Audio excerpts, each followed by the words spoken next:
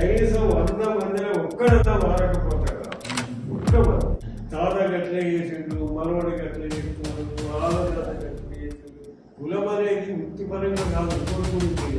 So survey జన సుఖినో భవంతు అని కాంక్షించే గొప్ప ధర్మం మన హిందూ ధర్మం. నేర్చుకోవాల్సింది వేదాలు. మనం డాక్టర్లు లేనప్పుడు కూడా వైద్యం చేసుకున్నాం. స్త్రీలు ఎక్కడ పూజింపబడతారు, అక్కడ దేవతలు ఉంటారని. సో 10 నిమిషాలు అది బుక్ నిజంగా మారుస్తుందా అన్న క్వశ్చన్ మార్క్ కూడా ఉంది. నిజంగా మళ్ళ గురించి చెప్తారు. కనీసం 5 శ్లోకాలు అనుకోవాలి. కానీ సమాజం అయితే నమ్మలేదు. ఇంకా భగవద్గీత ఏమైందో భయపడుతున్నారు. మానవుడు పునర్జన్మ పుణ్యాత్ముడే, తనకు నిత్య జన్మ ఇస్తాడు. హలో ఎవ్రీవన్, నమస్కార్. Welcome to raw and original content with VK. మన ఛానల్ కి వచ్చినటువంటి ఫస్ట్ గెస్ట్ లక్ష్మీ రాజం గారు. ఎవరైతే మన సంస్కృతి సాంప్రదాయాల మీద అలాగే భగవద్గీత మీద చాలా అవగాహన ఉన్నవారు. సో ఈ వీడియోలో అయితే చాలా విషయాలు మాట్లాడాము. మన సంస్కృతి సాంప్రదాయాల గురించి, మన హిందూ ధర్మం గురించి, అలాగే women is attracting towards the western culture and కుల భావాల గురించి, ఇలా చాలా విషయాలు మాట్లాడడం. సో ఈ వీడియోని ఎండ్ వరకు చూడండి. అండ్ భగవద్గీత ప్రతి ఒక్కరి ఇంట్లో ఉండాలి అండ్ దాన్ని చదవడం అందరూ అలవాటు చేసుకోవాలని ఈ వీడియో ద్వారా మేము తెలియజేస్తున్నాం. ఇప్పుడిప్పుడే సమాజాన్ని అర్థం చేసుకుంటున్నాం నేను ఒకవైపు, మరోవైపు సమాజాన్ని అలాగే జీవితాన్ని చూసినటువంటి వ్యక్తి మరోవైపు. సో తాతయ్య గారు, మన భారతదేశ సంస్కృతి సాంప్రదాయాల భాగంగా రెండు జోడించి మీకు నమస్కారం తెలియజేస్తున్నాం. సర్వే జన సుఖినో భవంతు. సో సర్వే జన సుఖినో భవంతు అని కాంక్షించే గొప్ప ధర్మం మన హిందూ ధర్మం. సో దానికి సర్వే జన సుఖినో భవంతు అనేది ఒక అర్థం కరెక్ట్ గా తెలియజేయండి ఒకసారి. సర్వే జన సుఖినో భవంతు అంటే ఈ భూమి మీద ఉన్నటువంటి మానవులు మొత్తం ఒక్క దేశం కాదు, ప్రపంచ దేశాలలో ఉన్నారు. కానీ ఏ మానవుడు ఏ మూలకన్నా ఉందని అందరూ బాగుండాలనేటువంటి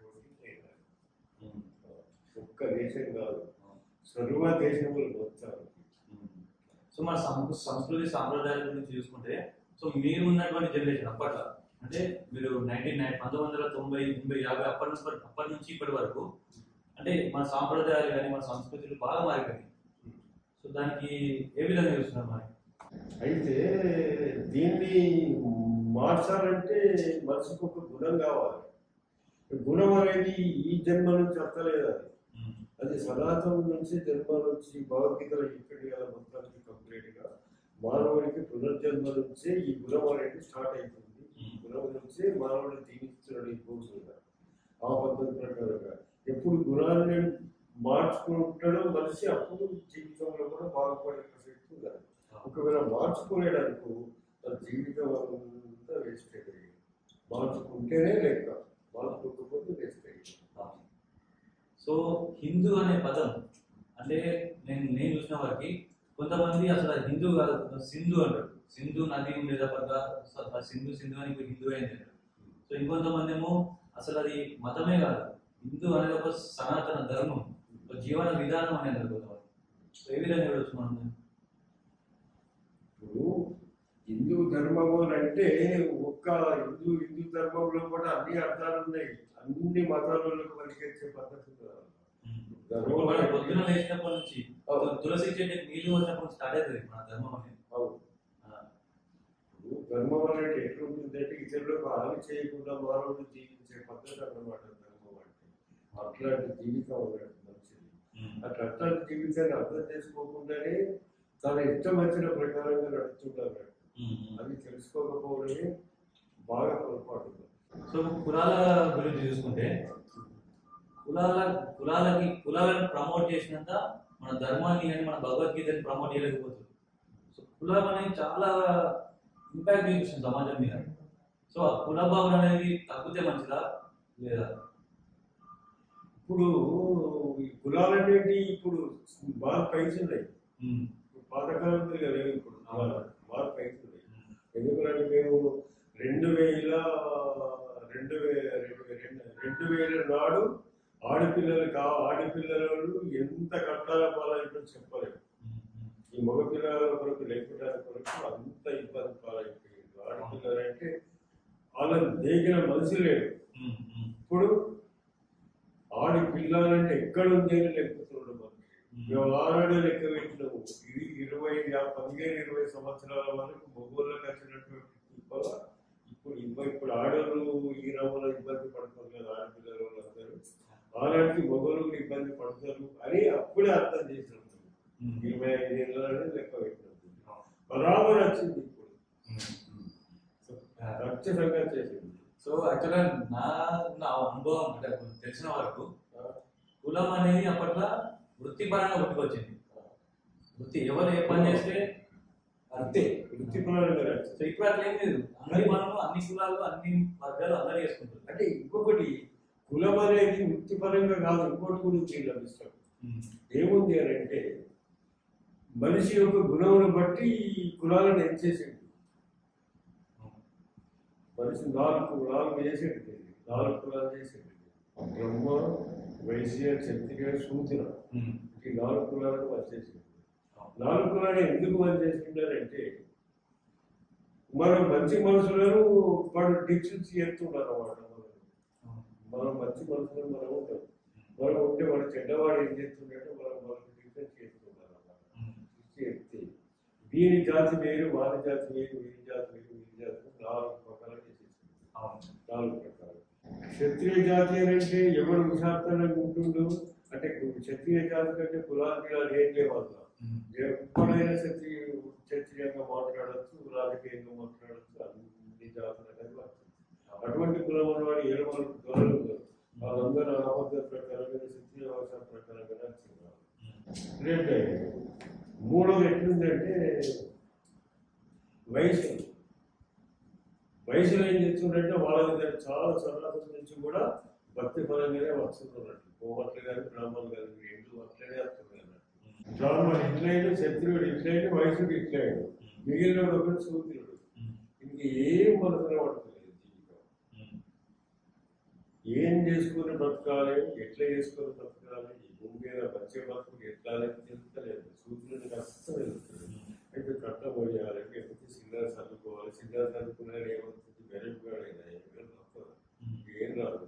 కైకిలి గంపలు చేసుకుంటే సూత్రుడు ఇట్లనే బతుకున్నాడు. వీళ్ళకి మంచి ముక్కలు అనేది చెప్తానే లేదు. జీవితం అంతా కలిపి తాత గట్లే చేసిండు, మనవాడికి అట్లే చేస్తున్నాడు, వాళ్ళ జాత గట్లే చేసిండు, గనే పుట్లల్లుడు, గలనే ఉంటుడు, గలనే చేసుడు. అదే టైప్ జీవితం అంతా ఇప్పటి వరకు అదే రవ్వడం నచ్చుకున్నాడు. ఆయనకేం చెప్తలేదు. తెలిసింది తాతకేం తెలియకపోయా, తండ్రికేం తెలియకపోయా, అయ్యకేం తెలియకపోయా, మనవాడికేం తెలియకపోయా, మన పుట్టినోళ్ళు కూడా ఏం తెలియకపోయా. జీవితం అదే రవ్వడం అదే పోతుంది. వాళ్ళు ఊరు చెప్పాలి, వాళ్ళు చెప్పలేదు. సో ఇంకొకటి చూసుకుంటే మన హిందూ మతంలో ధర్మంలో కులాల వారిగా విడదేయబడ్డం. ఇంకొకటి ఏంటంటే ఇప్పుడు అడ్డం బొట్టు, పొడుగు బొట్టు అని అట్లా విడదేయబడ్డం. ఇన్ని విడదీసినాక మన మతాన్ని మన ధర్మాన్ని ముందుకు అందరం కలిసి ఎట్లా ముందుకు తీసుకెళ్ళగలుగుతాం. సో 10 మంది హిందువుల ఇంట్లోకి పోయినా కానీ భగవద్గీత అనే బుక్ దొరకట్లేదు. సో ఎట్లా ముడిసలేడు. ఇది ముట్టనంత కాలం ఇంతే ఉంటది. ఈ భగవద్గీతను ఏ వ్యక్తి ముడిచాడో వాళ్ళ జీవితంలో పటాపంచలు అయిపోతాయి. మొత్తం సనాతన పాపాలంటే పాదాలన్నీ కొట్టుకుపోతాయి. ముడితే కదా, ముట్టుడు ఇష్టం కావాలా. నేను ఒక మొత్తం మందికి 100 మందికి చెప్తున్నాను, ఒక్కడు ముట్టుడు సాధించాను. సో ఇప్పుడే ఇట్లుంటే మరి రాబోయే రోజుల్లో మరి ఎట్లుండబోతుంది మరి ఇంకా ఇదైపోతున్నట్టు. ఈ భగవద్గీతలు ఎప్పుడు మనిషి ఒక ధర్మాన్ని పాటించడానికి ముందుకు మళ్ళీ రాలేడనుకో ఆ కుటుంబాల నుండి చెడిపోతాయి. అంతే చెడిపోయినంత మార్గం ఉంటుంది. ఇక ఇప్పుడు కౌరవులు మొత్తం మంది 5 పాండవులతో లడాయి చేసి 100 మంది చచ్చిపోయాడు. ఇది కూడా అంతే, ఏం లేదు. యాక్చువల్గా మనం నేర్చుకోవాల్సింది వేదాలు. ఆ వేదాలు కాదని చెప్పి ఇంగ్లీష్ వాళ్ళ సంస్కృతి ప్రకారం ఆ ఇంగ్లీష్ చదివేది ఇప్పుడు చాలా దేశాలు కూడా దాటిపోతుంది చదవనికి. సో మళ్ళీ మన ఒక వచ్చే జనరేషన్ కానీ ఒక 100 సంవత్సరాలకైనా సరే మళ్ళీ మనం వేదాల దిక్కు వస్తామా? ఎందుకంటే మనం డాక్టర్లు లేనప్పుడు కూడా వైద్యం చేసుకున్నాం. అట్లాంటి ధర్మం మనది.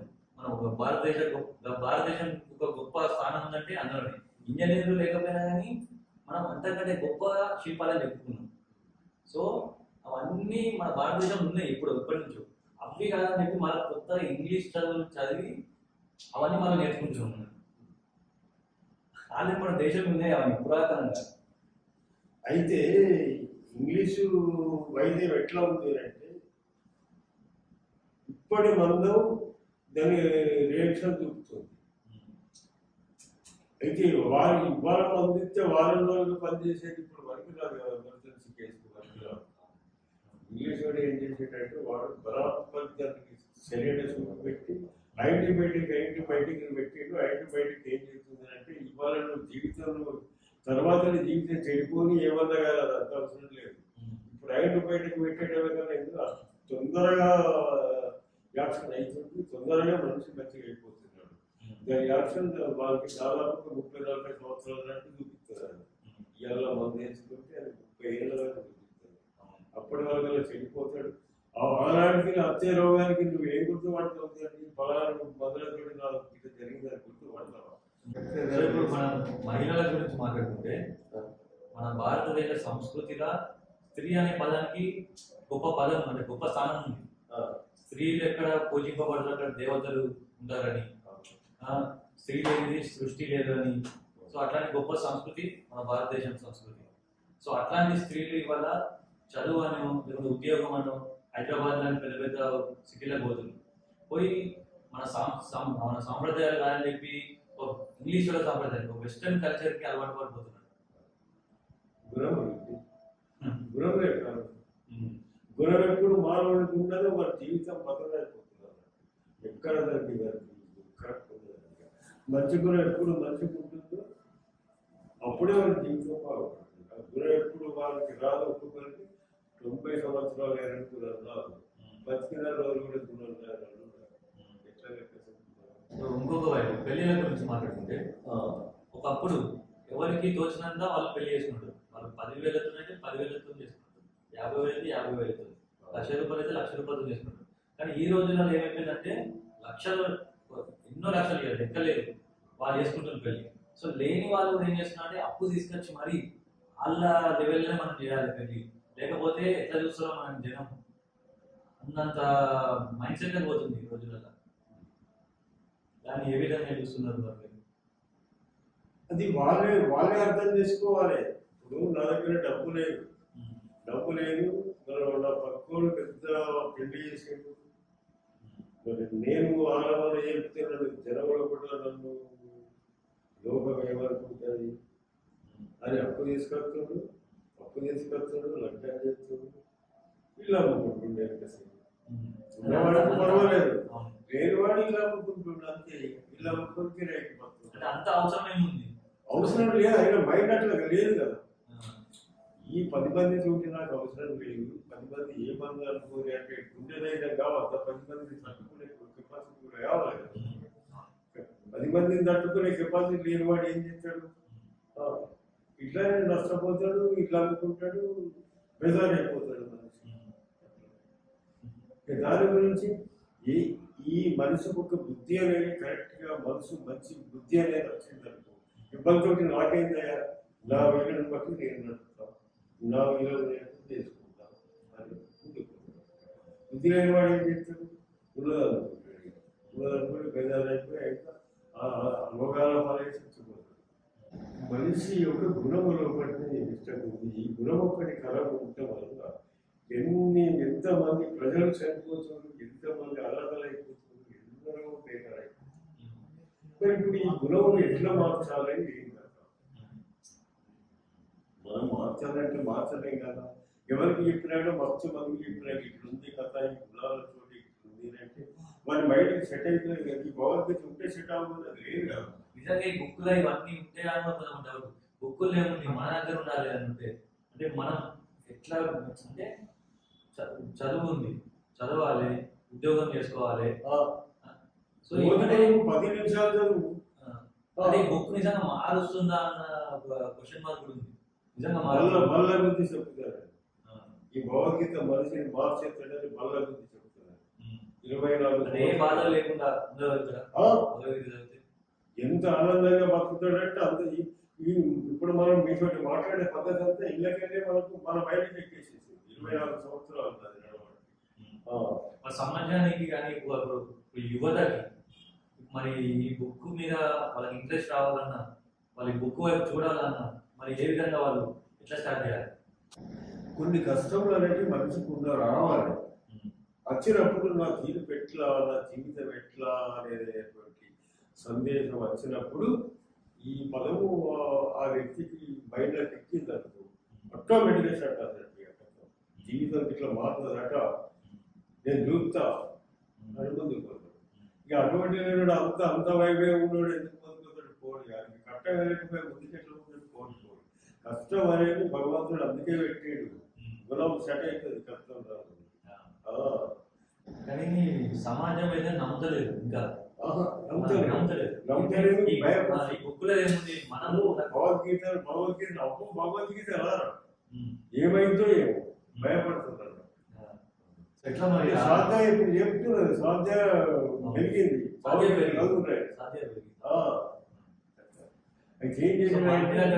సాధ్య అని ఆదివారం ఆదివారం చిన్నపిల్లలకు చెప్తున్నాడు. పట్టు పడదు. ఇక్కడ పునర్జన్మ యొక్క లక్షణం దెబ్బతిస్తుంది మనిషిని. పట్టు పడనియాలి. నువ్వు కరెక్ట్ గా దొరకబట్టుకున్నాడే నీకు ఫలితం అవుతుంది. దొరకబట్టుకుంటుంది ఎలా అవుతుంది? సేవలో ఇంకా రీటే నీకు అది కదా. భగవద్గీత తీసుకొని చదివితే అర్థమవుతుంది మనుషులకి అందరికి. అర్థమవుతుంది. తెలుగు అనేది ఉంది కదా, తెలుగు తాత్పర్యాలు మొదలు చదవాలి. మొదలు చదివితే దాని గుణం ఏంటి అన్నాడు. భగవద్గీత చదువు చదివేయచ్చు, కాకపోతే దాని అర్థాలు తెలుసుకోవడం చాలా కష్టమని. అర్థం చెప్తుండే కదా, ఇటు శ్లోకాలు ఉంటుంటాయి, ఇటు పక్కన అర్థం ఉంటుంది, రెండు ఉంటాయి. ఆ అర్థంలో బట్టి మొత్తం ప్రపంచం ఉంటుంది కంప్లీట్ గా. నువ్వు శ్లోకాలు చదువుకున్నావో నువ్వు అవసరం తెలియకుండా దాని ఫలితాన్ని ఇచ్చేది ఈ శ్లోకాలలో ఉంది. అర్థమేమో ఈ బంధాలు ఉంది. భగవద్గీత ఎప్పుడు నేను శ్లోకాలను మొదలు పెట్టినా నా తరం కట్ట అయింది. ఇక లాస్ట్ లేదు ఆడితే అట్లా కంప్లీట్ గా పట్టుకుంటున్నాను. భగవద్గీత ఎప్పుడు నా దగ్గరికి వచ్చిందో, నేను వ్యాపారం చేస్తాను కూడా నా అప్పులు ఒక్కొక్కటి అన్ని కథ అయిపోయింది. మన ఛానల్ ద్వారా భగవద్గీతని ప్రమోట్ చేయాలని మేమైతే బట్టి మాత్రం అనుకున్నాం. ఖచ్చితంగా భగవద్గీత అనేది ప్రతి ఒక్కరి ఇంట్లో ఉండాలి, ప్రతి ఒక్కరి ఇంట్లో ఉండాలి. కనీసం పని తీరకపోతే కనీసం 5 శ్లోకాలు అన్నది అనుకోవాలి. ఏ అధ్యాయం ఏం చెప్తుంది శరీరంలో బలాన్ని కూడా పెంచుతుంది. అధ్యాయం రోజులు రెగ్యులర్ కాబట్టి 16వ అధ్యాయం మీ శరీరంలో ఎంత బలాన్ని పెంచాలో అంత బలాన్ని పెంచుకుంటుంది.